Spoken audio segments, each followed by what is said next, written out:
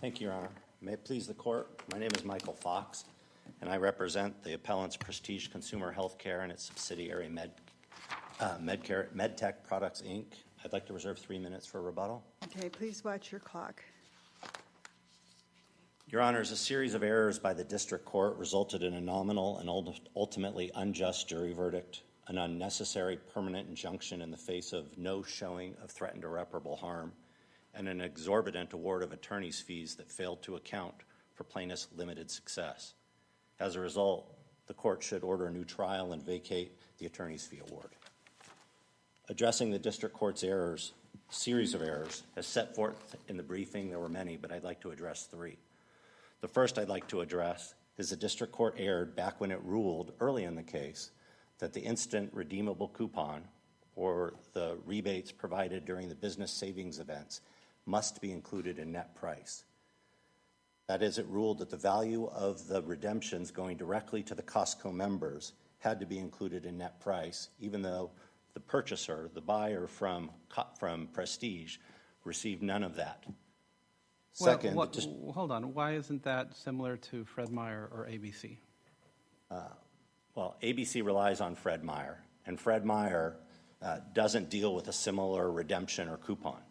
In Fred Meyer, there's a cut-to-the-chase ruling that the redemptions from the coupons had to be included in net price. But what nothing in Fred Meyer addresses at all is what the Fred Meyer was doing with the redemptions.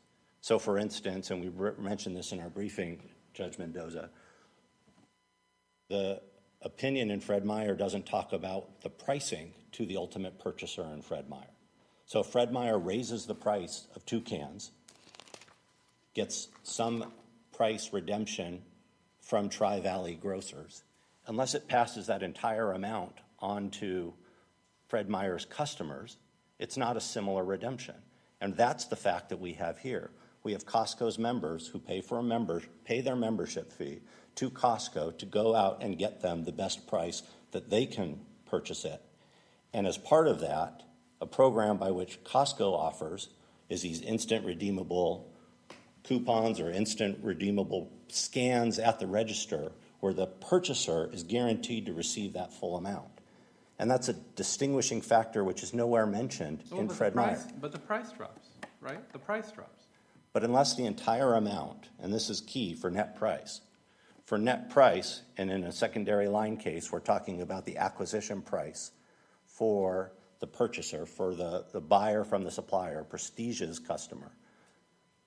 If that customer gets $3 and only gives its customer $2, which is what one can read from Fred Meyer, that's not passing on the full value of the redemption to the customer.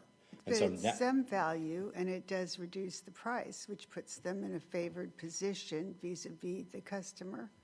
It actually doesn't, because vis-a-vis the customer is getting the redemption. The customer is getting the rebate directly from Prestige, in essence. All there is a middleman who's collecting coupons and asking Prestige to pay us back for those coupons. But how is that not benefiting Costco? Because Costco never... Well, first of all, Costco's business model, and this was the evidence at trial, is memberships. Costco wants more members. Costco makes its money off of getting more members into its stores, period. Costco, with that redemption, with that $3 off, didn't change its profit margin one iota on the sale of Clear Eyes, which is different. But it made itself more attractive to customers. You not only... they pay for their membership, but then they get a decreased price from Costco over Costco's competitors. They're getting a decreased price because they hired Costco to go out and negotiate a better price, which is actually much more, and this is why we argue, this case actually falls more so into the Volvo paradigm. So you have a situation where you have members paying a wholesaler, in this instance, paying Costco to go and negotiate their price. But Mr. Fox, I guess I don't follow how membership really enters into it. I mean, Volvo, you're dealing with bidding on heavy equipment, kind of one truck at a time. The fact that you have a Costco membership that entitles you to shop and get some discounts on some things, some rebates on some others, but I don't think. I mean, does anyone really sign up for a Costco membership expecting, negotiating this contract with Costco? So I want to make sure you get me the best eye drops. That's why I'm paying you the $50, and then it'll all net out. Well, in fact, in this case, the testimony from plaintiffs' so-called lost customers was exactly that. They paid for their Costco membership fee. They only went and used Costco at that time because Costco had gotten them a better price. And that, in fact, when the promotions were not in effect, that they had basically paid for their membership's fee to have access to, they purchased their products from plaintiffs. And that's the situation which Justice Ginsburg pointed out in Volvo would not be a violation of the Act. It's a similar situation where you have the buyers, the ultimate customers, asking Costco and Sam's Club in this instance to bid. And in fact, that's exactly the fact pattern which we had as to Sam's Club. In Sam's Club, it was the members who came to Sam's and said, can you negotiate us a better price? This was the testimony of Sam's Club's corporate representative who said it was the customers who came to Sam's Club and said, can you negotiate us a better price?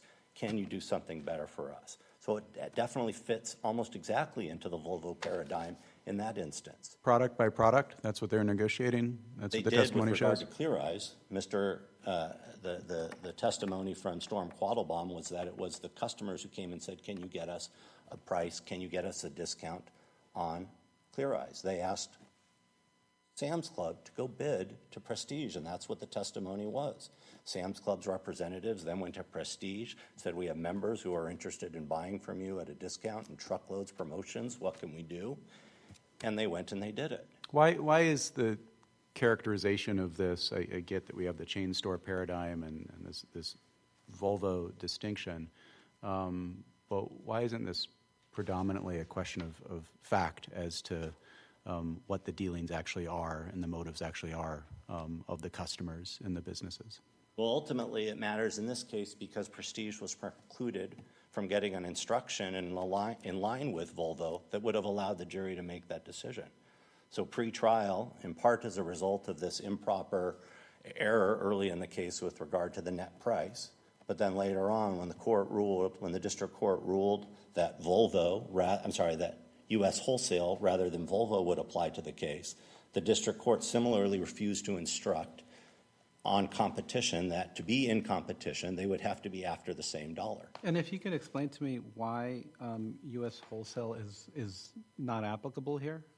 Well, again, U.S. Wholesale isn't applicable because U.S. Wholesale had a cut to the chase that this was the chain store paradigm without evaluation at all in any part of the opinion of the membership paradigm, as I've described. And that membership, where the members are paying Sam's Club and Costco to go and negotiate and obtain their best prices for them, that fits in the Volvo paradigm. And that affected the way the district court handled the case. It affected how evidence was allowed to come in, and it affected the ultimate instructions in the case. Mr. Fox, this is the second time you've referred to one of our court's opinions as a cut to the chase. Are we not just as bound by them, even if their reasoning isn't as elaborate as you might hope them to be? You're bound by them if it's the same facts. And the same facts aren't recited in the opinion that I just referenced and were the facts which were presented at our trial. And so that's a distinguishing factor which allows this court to separately evaluate, one, whether Fred Meyer coupon rule should apply, and it shouldn't, and two, whether the U.S. Wholesale rule or U.S. Wholesale as a distinguishing case from Volvo should apply. If we're not in the chain store paradigm, we're in the Volvo paradigm, and instructions should be more in line with Volvo. Explain that to me, because I honestly don't see how we're not in the chain store paradigm, as Judge Fitzgerald held. I don't see how this is akin to a bidding process at all. Again, Your Honor, I would just, as to Sam's Club, it's most definitely a bidding process because it was the ultimate Sam's Club members who went to Sam's and said, can you get us a good price? That's no different than the Volvo truck purchaser, truck purchaser, going to the dealers and trying to get a dealer to bid for them, and the dealer then going to Volvo and getting the best price for those trucks. So factually, Sam's Club fits into the Volvo paradigm. And whereas we may think of Costco and Sam's Club as chains because there are many of them, they have a different business model than having gross inventories that are available to all comers. And that's the distinguishing factor, frankly, of the chain store paradigm. Inventory available to all comers for both Sam's Club and Costco, that's not the fact. Those aren't the facts, and they weren't. The facts in our case showed that those were different. Those facts aren't mentioned at all in the U.S. wholesale opinion. Can't all comers become members, though? Excuse me? Can't all comers become members? All comers can apply for membership and pay for membership and then get that membership benefit, but that's different. They're paying for a benefit to then, they're paying for Costco and Sam's Club to then go do a service for them. I guess I'm trying to understand what work. I understand that Volvo distinguishes itself from the run-of-the-mill case. But can you explain to me kind of the Robinson-Patman logic of why a case like this is why a court would be erring in treating this as favoritism to some suppliers given this mechanism? I mean, I get there's the membership, but how is that still not actionable under Robinson-Patman? Because they have to be competitors. The plaintiffs have to be competing after the same dollar. They have to be competing for that same customer.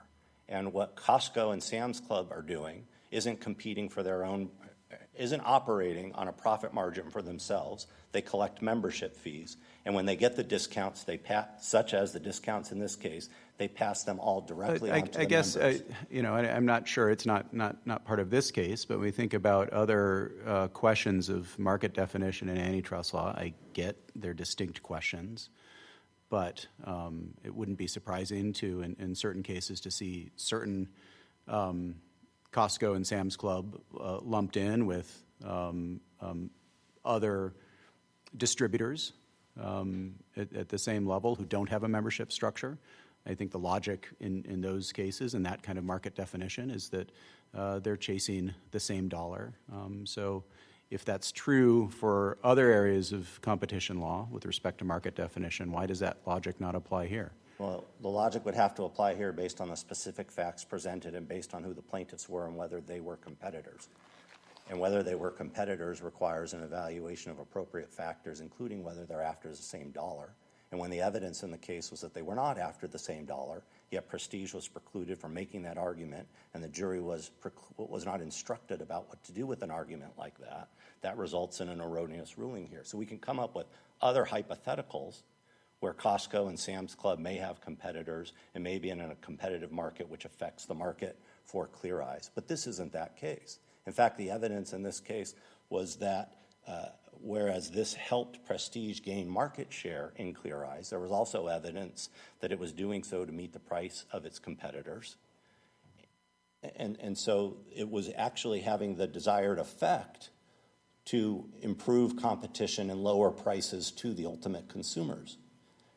And that's what antitrust laws are frankly designed to do, but enforcing the RPA in the manner that the plaintiffs are trying to do it doesn't foster that. It results in higher prices to the ultimate consumer. It results in less competition. And so if we're looking at what the Robinson-Patman Act was designed to do and what it was designed to protecting... Wait, how does it result in less competition? I guess I don't understand that argument. It results in less competition. It results in less competition because the plaintiffs aren't purchasing.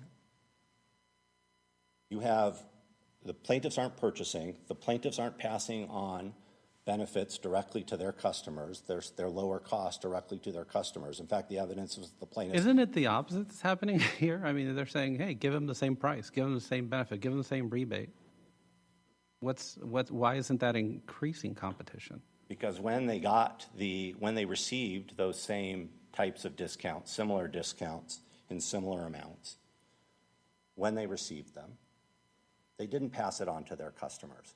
And so it wasn't increasing Prestige's market share, and it wasn't increasing competition for Clear Eyes. In fact, that's why Prestige went and looked for alternative channels in which to distribute Clear Eyes and found an alternate paradigm in the club stores in which it was able to reach ultimate purchasers of the product and increase its market share that way, not in a predatory way, not in an otherwise illegal way, but to foster competition, such that the evidence in trial was that even Visine started to copy the same model and try and go into those same stores.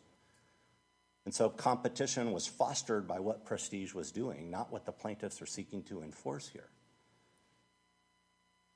And so, and again, just to address your point, Judge Johnstone, if we're in U.S. wholesale, then the jury should have been instructed like U.S. wholesale. And the jury in U.S. wholesale had an instruction with regard to substantial injury to competition. There had to be a requirement or showing of that in order to establish the third element. Our jury was not so instructed.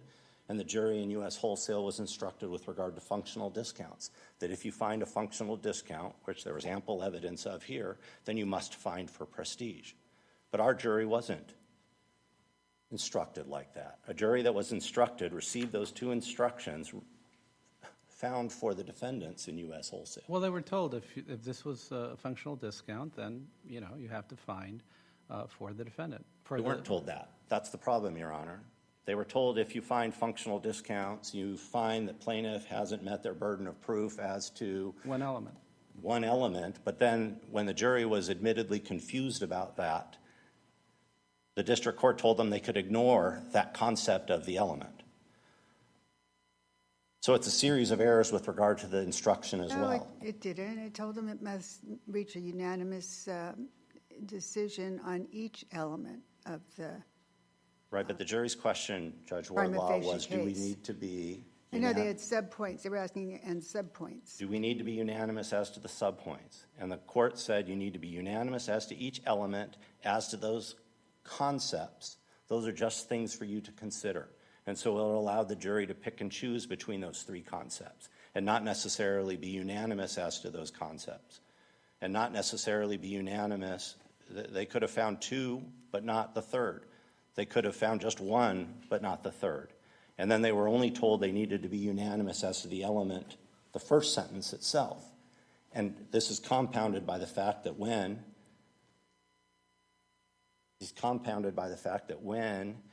they would go to the jury forum, there was nothing telling them what to do about functional discounts, like there was for Prestige's other defenses. I see I have only about 2 minutes left, so I'd like to reserve that for rebuttal. Yes. Thank you.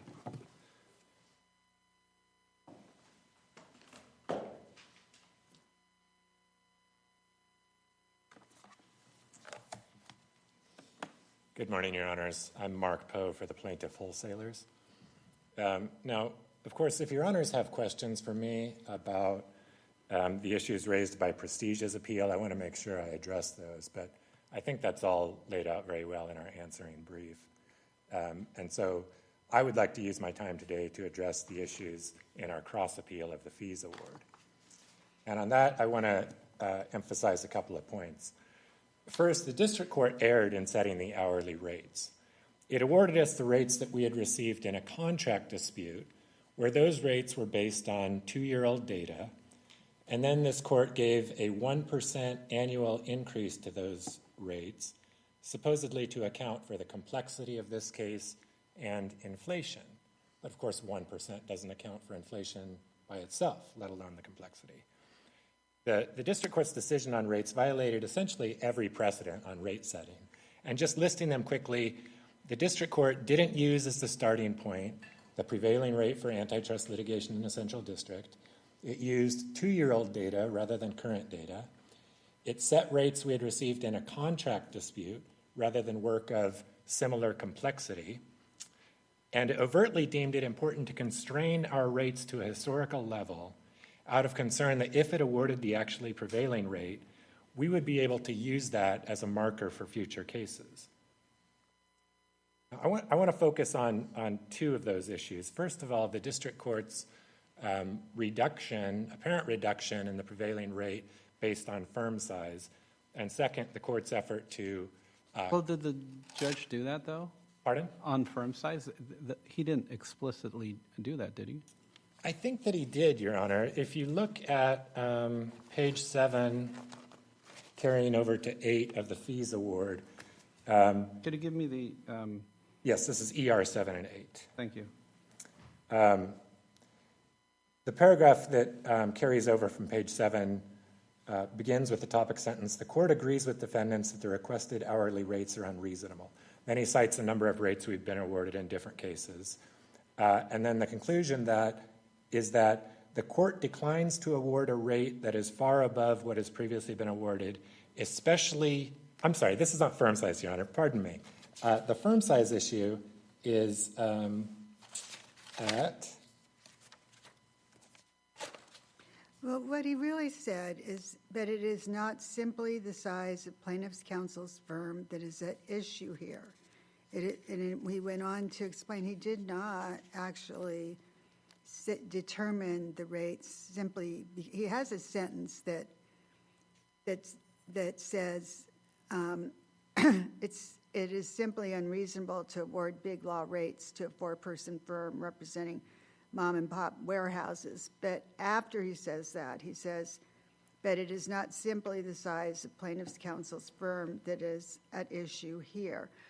My question to you is, maybe, I would have awarded a higher fee having been from a big law firm and understanding what it takes and to prevail in an antitrust case such as this, especially in such an archaic area of the law. But did he abuse his discretion in awarding what he did? And that's a pretty high standard. I believe that he did abuse his discretion just by simply not applying the standard that has been in place for decades from the Supreme Court through numerous opinions of this court, which is just that it is a question of the reputation, experience, and skill of the attorney. In none of those opinions for decades has there ever been any mention of the size of the firm that the attorney works for. And in fact, when you look at his reasoning, Your Honor. But was the argument raised? Was the size of you had to rule on it if it was raised, right? It was raised, Your Honor. And so we had cited the various district courts that we've cited again here in our briefs that have held that firm size is simply not a factor because there already is a rule, and it references the skill, experience, and reputation of the attorneys. Let me ask you on another point. You said it was the rates were out of date, but he used the real rate report from 2023, is that right? 2022. So he just used the rates that we had been awarded in the Trendsetter case, Your Honor, which had been based on 2022, and then he applied this 1% annual increase to account for inflation. When was this case tried? This case was tried in the end of 2023, December 2023.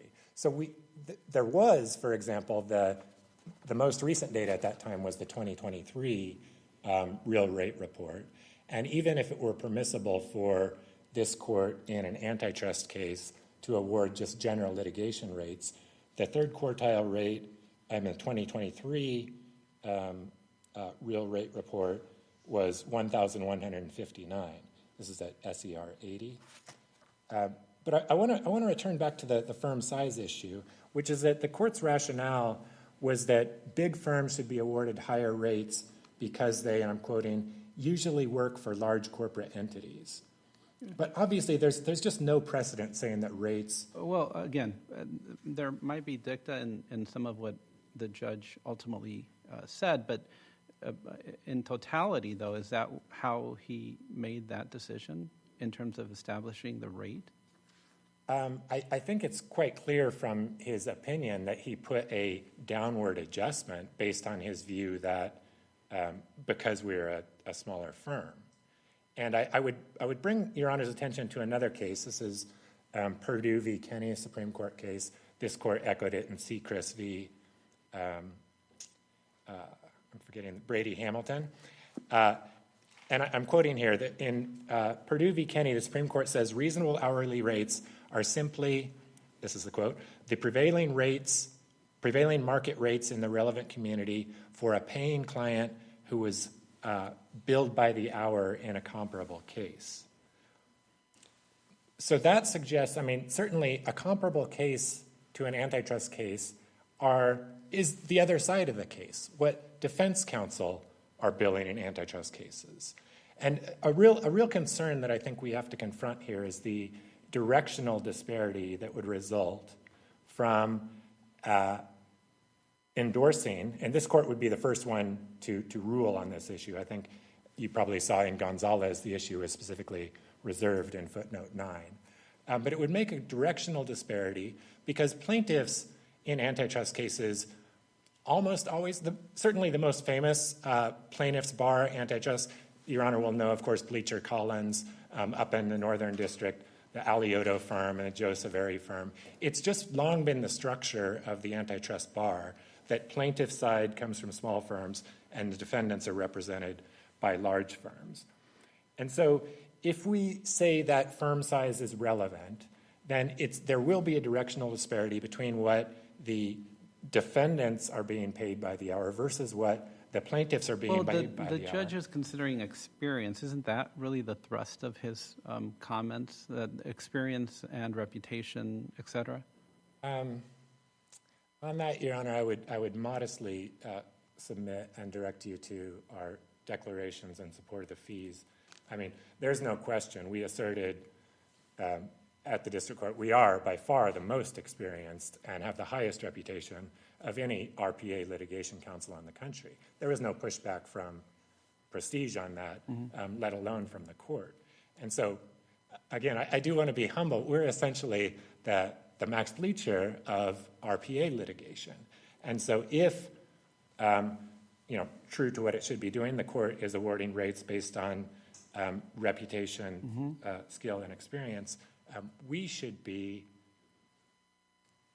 higher than, there shouldn't, we should You're be great, is what you're saying. So the issue is, We understand that. there would just, it would work both ways, right? And so you would have very well-renowned lawyers from small firms receiving a lower rate, whereas, and again, no disrespect, but lawyers, partners at big law firms who no one has ever heard of, no one has ever heard their name in this practice area, and they would be receiving far higher rates than the plaintiff side. I think what he was thinking was not that they were being paid by large corporations, but that they have higher overhead. So to accomplish the same number of hours, they already have built in all this expense. So that, I just reading how he talked about it, that's what I think he's referring to. There, too, I wouldn't see how a firm's decision to rent the top floor in the U.S. Bank building should weigh in its favor when it comes to fee awards. Well, usually economies of scale would point the other direction, right? You would expect that whatever overhead a large firm has is spread over more people for their output. I think that's probably true, but I don't see why. I don't see anywhere, like in the existing precedent of setting rates based on prevailing market rate for skill, experience, and reputation, how that would be a permissible factor. I want to talk about the other error, though, which is the district court's overt interest in constraining these rates to keep us from receiving higher rates in future as yet unfiled cases. And I apologize, Judge Mendoza, this is what I was referring to, the carryover from ER7 to ER8. He didn't want to award a rate higher than we had previously been awarded, especially given that it could create a new benchmark for plaintiffs' fee requests in the future. And Where do you say that? this is at the very top of ER8, the carryover sentence from 7 to 8. You have it, Your Honor? I'm still on the big law. You're talking about ER pages, not Yes. numbered pages. Yes, I'm sorry. Okay. Very top of ER8, you said? Yes. The court declines to award a Creating rate. benchmark. I Especially, see. okay, especially given that it could create a new benchmark for fee requests in the future. And of course, there is certainly no precedent that permits a district court to limit hourly rates out of fear of what might happen in future as yet unfiled cases before different judges. In fact, it's just the opposite. In Moreno, this is at 1115, this court wrote that rates must be set with respect to, and I'm quoting, the particular work performed and the results achieved in this particular case. Now, that is the end of it. Trial judges are to concern themselves with a particular case before them, not what might happen elsewhere. This feeds into the same principles from Moreno that courts are not to hold the line at a particular rate. Moreno further says that if the lodestar leads to an hourly rate that is higher than past practice, the court must award that rate without regard to any contrary practice. So I suppose I would leave it at that, but just there is, this is contrary certainly to Moreno and many other precedents. It's just no business of a particular district court judge trying to constrain the rates that plaintiffs' counsel receive. This goes back to the directional disparity, Your Honors, which is that courts have no ability whatsoever to constrain the rates that are paid by antitrust defendants to defense counsel. By definition, courts, they only ever review the rates that are awarded to plaintiffs, and even then, they only ever review the rates that are awarded to the plaintiffs who prevail over the defense counsel who are receiving the prevailing market rate. I think it would be very unusual to endorse a structure where courts are then interested in suppressing only one side of those rates. Well, I guess I'm wondering whether some of what the court's discussion of big corporate clients and big firms versus representing mom and pop wholesalers is maybe a backing into the relatively modest recovery in this case. So another, set aside the question of whether it was considered in this case, but another consideration is if it was taken on a contingent fee, the rates do realistically rise and fall with the level of recovery. I'm not suggesting that it wasn't substantial for purposes of the statute and the law on those pieces, but is that a relevant consideration in this case in particular, given the relatively modest recovery? No, and so A, that wasn't mentioned, but B, I think Your Honor's probably perceived, we took some umbrage at the allegation of limited success here. We won all 4 causes of action that were tried. We received all of the injunctive relief we requested. That injunctive relief was then expanded nationwide to all family-owned wholesalers. This was an unbridled success. And the point of the antitrust laws, Your Honor, is not to win money for plaintiffs. The point of the antitrust laws and the reason why there's a private enforcement action is to promote enforcement of the antitrust laws to promote competition. And so really, there was far too much focus in Prestige's brief as to the amount of money awarded, and none given to the fact that the field of competition for the pricing of Clear Eyes has now been leveled by virtue of what we did nationwide in this case. And so that would not certainly be a basis for reducing the rates. I want to address, before I sit down, the district court's further errors in refusing to grant an enhancement on the hourly rates based on the factors the Supreme Court of California set forth in Ketchum v. Moses.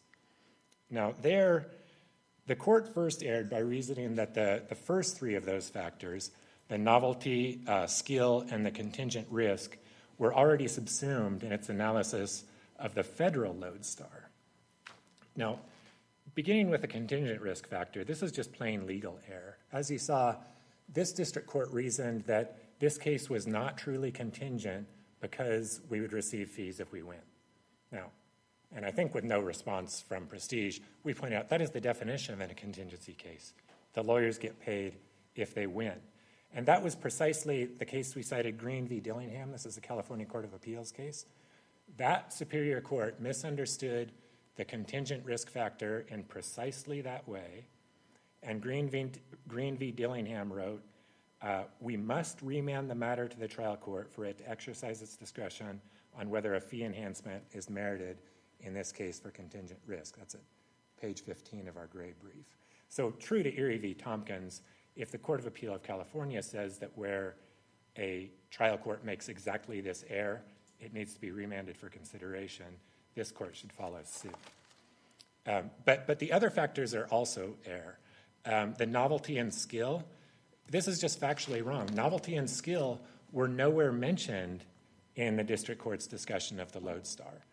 And it's also factually wrong because he didn't set the rate based on novelty or skill. He set it based on Trendsetter with a 1% upward adjustment. Now, had he gone and evaluated Trendsetter and said that counsel in that case exhibited exemplary skill, that case was highly complex, just like this one, that could perhaps be permissible. But he didn't evaluate Trendsetter whatsoever, just attached 1%. Then the last one, and I'll finish with this. The fourth factor he also erred on. This was the only one that he explicitly considered. And he found that this case had not precluded other employment because the other specific cases we had identified that we had passed on because of this were also RPA cases that were to be taken on contingency. Now, there's no precedent for that rule. He didn't cite anything. And then B, it really makes no sense because I should start with this. What it would mean is, for example, there are firms that specialize in 1983 cases. Under this reasoning, those courts could never say that those firms were never precluded from other employment because they would say, "Oh, you only gave up other 1983 cases."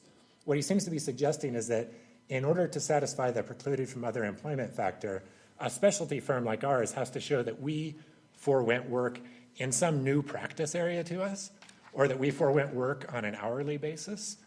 It just makes no sense. And I will say on the fees, just now in closing, I'm a bit mystified by what the court did, and frankly, by how often this court has to deal with attorney's fees issues. I don't know if it's because they always come at the tail end of a case and judges want to be done with it, but the precedent is not hard to apply. Those four principles that I went through at the beginning, they're set forth in Sechrist v. Brady Hamilton, Roberts v. City of Honolulu, Moreno. All of the precedents we cited list those. It should be a fairly simple matter for district courts to walk through those factors. You first identify the prevailing rate. If you do all that and then you adjust upward or downward, you have exercised your discretion. But if you don't mention any of those factors and just come up with some arbitrary award based on some case in a different practice area in the past, that is an abuse of discretion, Your Honors. Thank you. Thank you, counsel. Okay, Mr. Fox.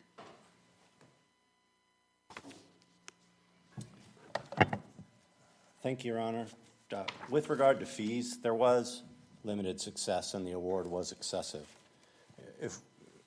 To Judge Johnstone's point, the ultimate jury verdict in this case showed that there wasn't substantial harm to competition.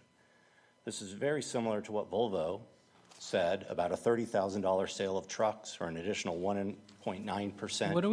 What do we do with all the references that the district court judge had about the firm size? And it seems to imply that so long as the firm size, that there is a large firm on one side, that we should increase. That's what they're arguing, that's what the district court judge indicated, that we should give them a higher amount of a rate. Well, sure, Judge Mendoza, but what the court is actually required to do and what the district court did was evaluate all of the factors under Ketchum. He listed all of them. He addressed all of them in his written order and at the hearing, and he exercised his discretion accordingly. And frankly, with regard to considering the fees and using firm size as one factor, not the distinguishing factor, not the sole factor, the goal was to find out what it would take to reasonably compensate these attorneys for what they did. But firm size has never been a factor that we've listed. I understand the Second Circuit said that firm size sheds light, whatever that means, but those aren't the factors we've listed as firm size. And in fact, to me, logically, why would firm size make a difference? Again, it would only go towards making a difference towards evaluating what rates plaintiffs are able to command. And that why what the judge was doing, or what the district court was likely doing, I see my time is up. You want me to continue? Oh, yes, of course. Answer the question. What the district court was doing was trying to evaluate what was a reasonable fee for these attorneys for what they accomplished. And so looking at their firm size, and these attorneys is the standard, ultimately. That's why you look at all of the other Ketchum factors. But here, the judge said, for example, big law firms usually work for large corporate entities.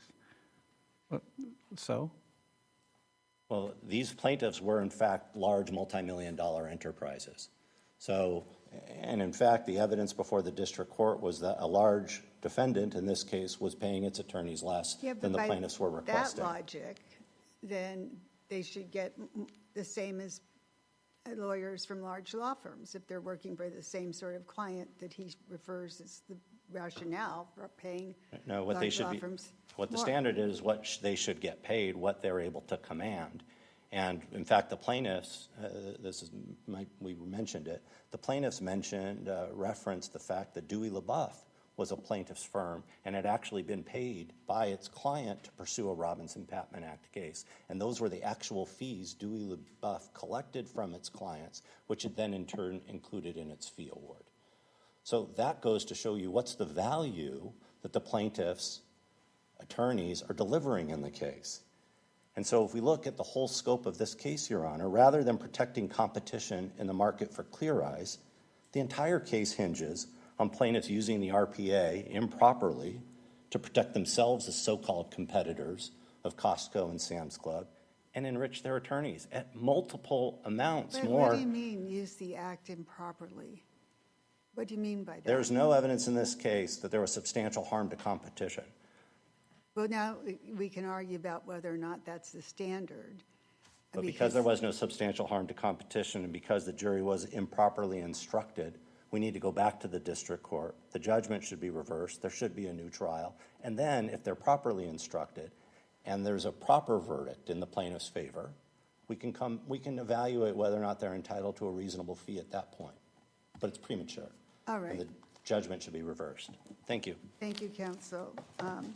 LA International Corp versus Prestige Brands will be submitted, and we'll take up American Encore versus Adrian Fontes.